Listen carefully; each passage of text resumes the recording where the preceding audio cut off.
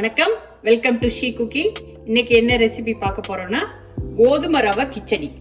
அதுக்கு என்னென்ன தேவையான பொருட்கள் பார்த்துடலாம். ஃபர்ஸ்ட் வந்து 1 கப் கோதுமை ரவை, ஃபைன் கிரைண்ட் கோதுமை ரவை எடுத்திருக்கேன். இதுக்கு 2 டைப் ஆஃப் கோதுமை ரவை இருக்கும். ஆனால் நான் வந்து இதில் வந்து ஃபைன் கிரைண்ட் எடுத்திருக்கேன். கோர்ஸான ஒரு கோதுமை ரவை எடுக்கல நான். அதில் வந்து 2 கப்பு வாட்டர், ஹாட் வாட்டர் எடுத்திருக்கேன். 1 கப்பு ரவைக்கு 2 கப் வாட்டர், கொஞ்சம் லெமன் ஜூஸு, கொஞ்சம் ஜிஞ்சர் கார்லிக் சில்லி வந்து கிரேட் பண்ணியிருக்கேன். கறி லீவ்ஸ் கொஞ்சம் கிரேட் பண்ணி வச்சுருக்கேன். ஒரு 2 டேபிள் ஸ்பூன் வந்து கோகோனட் ஆயில், கொஞ்சம் பட்டர். அதுக்கப்புறம் இதில் வந்து என்ன மசாலா இன்க்ரீடியன்ட்ஸ் மாதிரி சேர்க்குறேன்னா pepper, cumin powder and chilli flakes, salt எல்லாம் 1/2 டீஸ்பூன் எடுத்துருக்கிறேன். என்ன மாதிரி வெஜிடபிள்ஸ் போட போகிறேன்னா 1 cup onion, 1 cup beans, 1 cup carrot, 1 cup broccoli, 1 cup வந்து முட்டைக்கோசு. இது வந்து சின்ன குட்டி குட்டியாக கிடைக்கல, பிரசல்ஸ் ஸ்ப்ரவுட் முட்டைக்கோசு, அது எடுத்துருக்கிறேன். அதுக்கப்புறமா இது வந்து தொட்டு சாப்பிட்றதுக்கு இன்றைக்கி வந்து ராய்த்தா, தயிர், cucumber with salt and cumin powder கொஞ்சம் போட்டிருக்கேன். இப்போ ஃபஸ்ட்டு ஸ்டெப் என்ன பார்க்க போகிறோன்னா, இந்த பட்டர் போட்டு நம்ம வந்து இந்த கோதுமை ரவையை வந்து வறுக்க போகிறோம். பட்டரில் ஏன் வறுக்கிறோன்னா வந்து அப்போ தான் வந்து உங்களுக்கு சாஃப்டான ஒரு ஸ்ட்ரக்சர் வந்து கிச்சடியில் கிடைக்கும். அதனால் நம்ம பட்டர் போட்டு தான் நம்ம வறுக்கணும். இது வந்து இது 1 to 2 minutes வறுக்கணும். ரொம்ப ப்ரௌன் கலராக ஆயிடக்கூடாது. இந்த இதை வந்து தொட்டு பார்க்குறப்ப உங்களுக்கு வந்து லைட்டாக வந்து ரொம்ப சுடுற மாதிரி இருந்தால் போதும். ரொம்ப ப்ரௌனாக வரணும்னு அவசியம் கிடையாது. இப்போ வந்து ஓரளவு நல்லா வறுத்துருச்சு. இப்போ தொட்டு பார்க்குறப்ப நல்லா சூடாக இருக்கும். அப்போ நான் இதை வந்து இன்னொரு பாத்திரத்தில் மாற்றிட்டு அடுத்து என்னென்ன பொருட்கள் சேர்த்து இதை உள்ள இன்க்ரீடியன்ட்ஸை போடுறேன்னு காட்டுறேன்.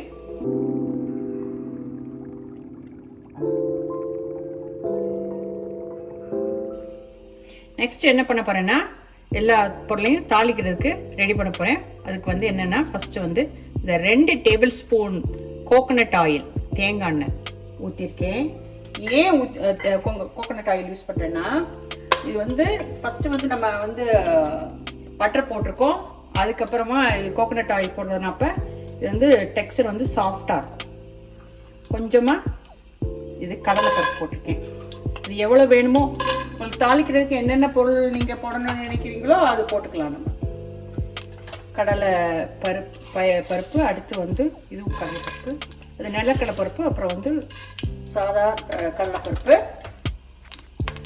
அடுத்து இது கூட கொஞ்சம் உளுந்தம்பருப்பு. இது நல்லா கொஞ்சம் ப்ரௌன் கலரில் வரட்டும். நெக்ஸ்ட் என்ன பண்ண போகிறோம்னா, இது கூட இது லைட்டாக ப்ரௌன் கலரில் வந்தோடனே ஒரு 1/2 டீஸ்பூன் கடுகு, அதுக்கப்புறம் வந்து ஒரு 1/2 டீஸ்பூன் வந்து ஜீரகம்.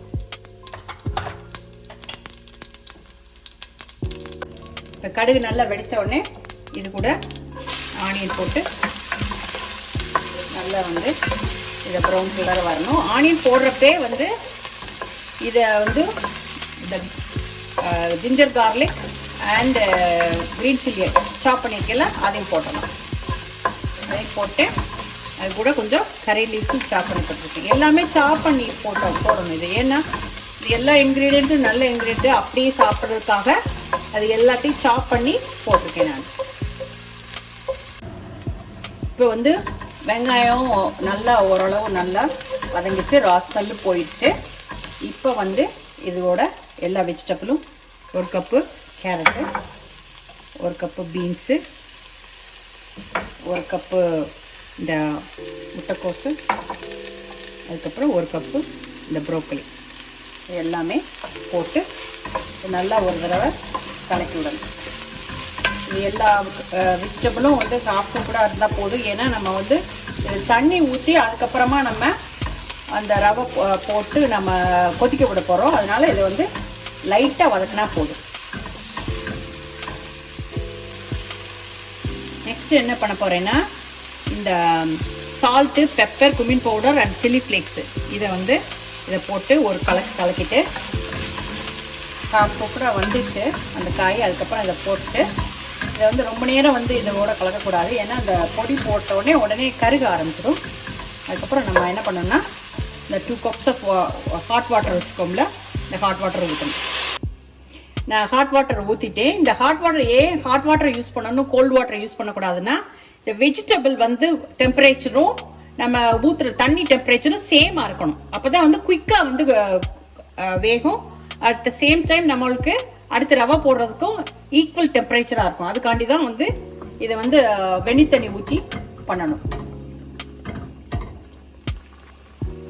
இப்போ வந்து இது நல்லா கொதிச்சிருச்சு. இந்த காயோட எல்லா விதமான இன்க்ரீடியன்ட்ஸும் நல்லா கலந்து விட்டுட்டேன்.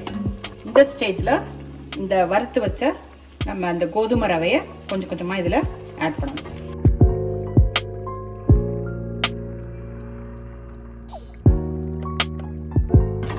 அடுப்பை வந்து மீடியம் ஃப்ளேமுக்கு மாற்றிடணும். இப்போ 2 to 3 மினிட்ஸ் வந்து மீடியம் ஃப்ளேம்லேயே வச்சுருந்தேன். இப்போ எப்படி இருக்குன்னு பார்க்கலாம்.